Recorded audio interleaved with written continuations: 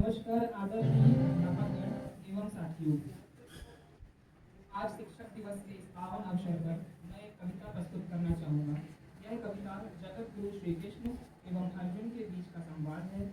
तो कविता की भूमिका पहले आपको बताते हैं।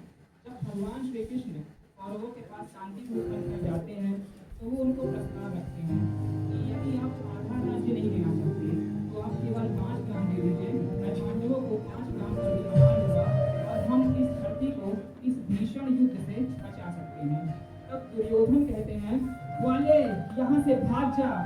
5 ग्राम तो क्या, बिना युद्ध के मैं सुई की नोक बराबर भी भूमि उन पांडवों को नहीं दूंगा। तब भगवान पांडवों के पास आते हैं और उन्हें बताते हैं कि तुम्हारे पास अब कुछ शेष नहीं बचा है, केवल युद्ध ही शेष रह गया है। तो एक रेखा चित्र खींचता हूँ कि कुरुक्षेत्र के युद्ध का मैदान है। एक तरफ पांडवों की सेना है और एक तरफ कौरवों की सेना है।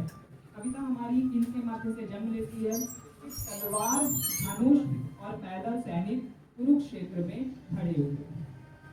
तलवार, धनुष और पैदल सैनिक कुरुक्षेत्र में खड़े हुए रक्त पिपासु महारथी एक दूसरे सम्मुख खड़े हुए।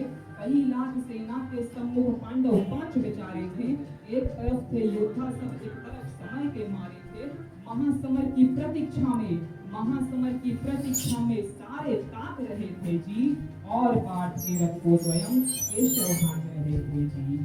रणभूमि के सभी नजारे देखने में कुछ खास लगे। माधव ने अर्जुन को देखा, अर्जुन उन्हें उदास लगे। रणभूमि का महासमर एक पल में कभी सजा डाला। 5 जन को उठा कृष्ण ने मुख से लगा बजा डाला। हुआ शंखनाद जैसे ही सबका गर्जन शुरू हुआ, रक्त बिखरना हुआ शुरू और सबका मर्दन शुरू हुआ। कहा कृष्ण ने उठ पाठ, एक आंख को मीच जरा। गांडियों पर रख बाणों की प्रत्यंचा को पीछे खींच जरा। आज दिखा दे रणभूमि में योद्धा की तासीर यहाँ। इस धरती पर कोई नहीं अर्जुन के जैसा वीर यहाँ।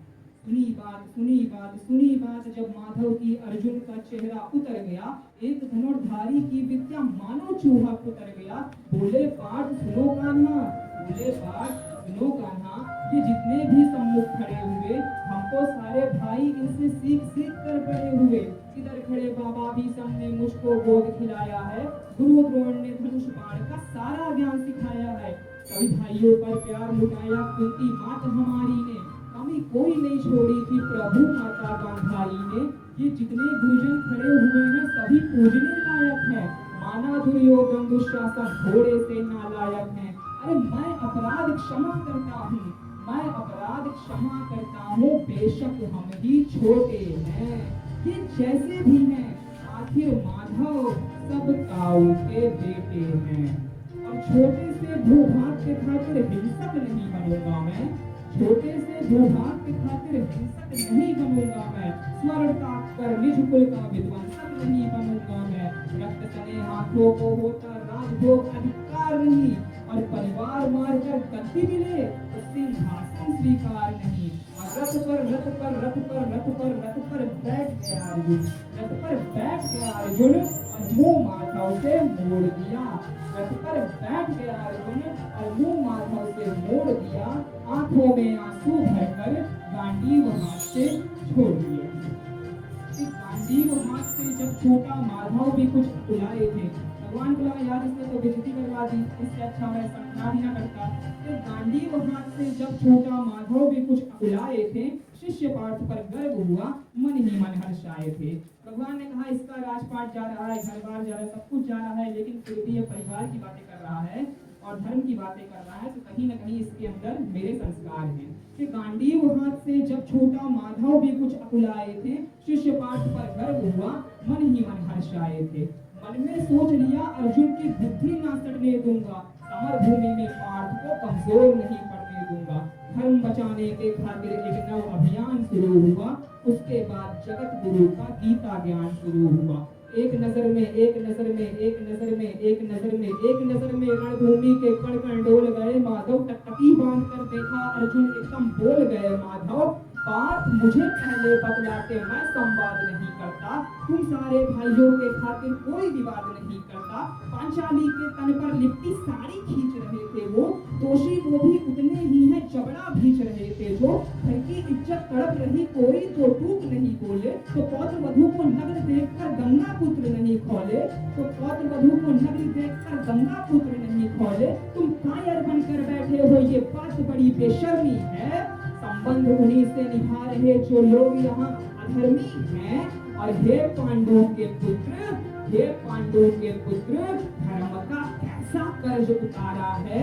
अरे शोले होने थे इन आंखों में, शोले शोले होने थे इन आंखों में, पर बहती जल धारा है। और गांडीव उठाने में पार जितनी भी देर यहाँ होगी, और गांडीव उठाने में पार जितनी भी देर यहाँ होगी, इंद्रप्रस्थ के राजभवन में उतनी अंधेर वहाँ होगी। धर्म धर्म की गहराई में खुद को नाप रहा अर्जुन, अश्रुधारा तेज हुई और थर-थर कांप रहा अर्जुन। केशव मुझको बतलाओ, कुल नाशक कैसे बन जाऊं, रक्सिंहासन लाशों पर मैं शासक कैसे बन जाऊं। कैसे उठेंगे कर उन पर जो कर पर अधर लगाते हैं, करने को स्वागत जिनका ये कर भी स्वयं जुड़ जाते हैं। इन्हीं करों ने बाल्यकाल में सबके पैर दबाए हैं, इन्हीं करों को पकड़ करों में पिता मैं मुस्काए हैं। अपने बाणों की नोक जो इनकी ओर करूंगा मैं, केशव मुझको मृत्यु दे दो, उससे पूर्व मरूंगा मैं। बात युद्ध के मुझे न कुछ भी पास दिखाई देता है, इस रणभूमि में केशव मुझे बस नाश दिखाई देता है। बात बड़ी भावुक थी, किंतु जगत गुरु मुस्कुराते थे और ज्ञान की गंगा निरंतर चक्रधारी बरसाते थे। जन्म मरण की यहाँ योद्धा बिल्कुल चाह नहीं करते, बात युद्ध के क्या होगा यह परवाह नहीं करते।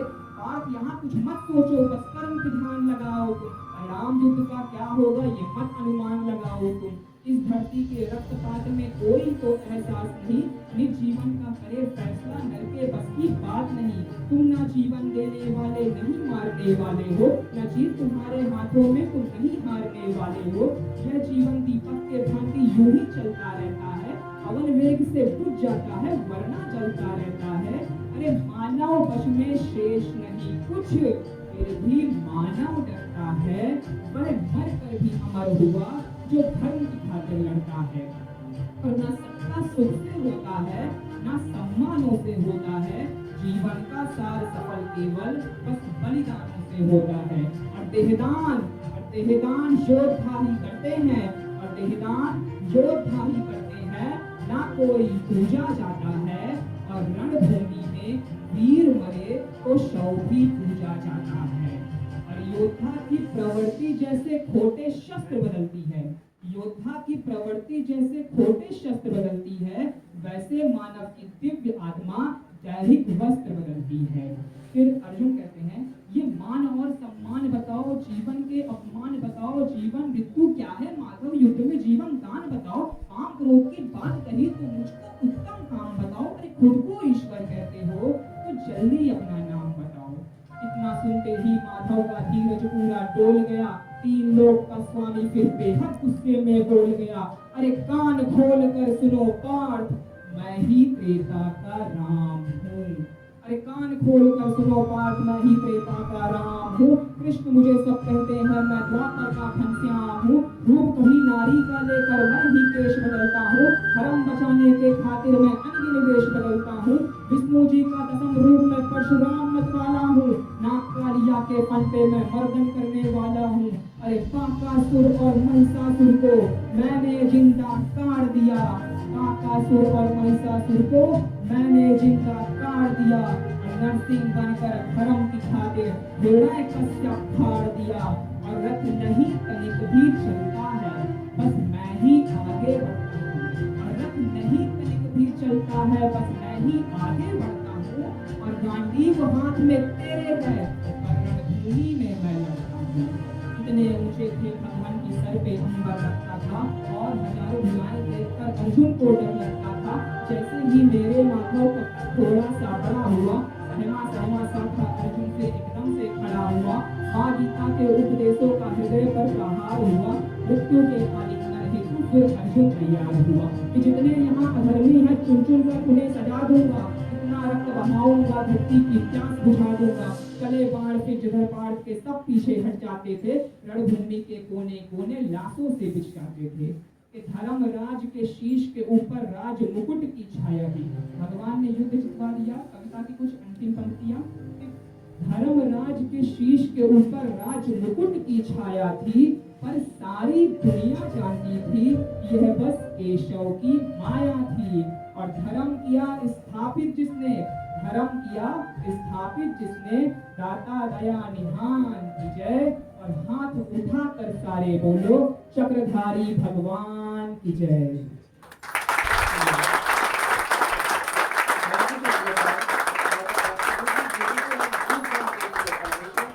Your words are filled with so much respect and affection, and they have truly resonated with everyone in this hall. There was a wonderful tribute. Let's have another massive round of applause for our brilliant poet. Give a big round of applause for Sundar.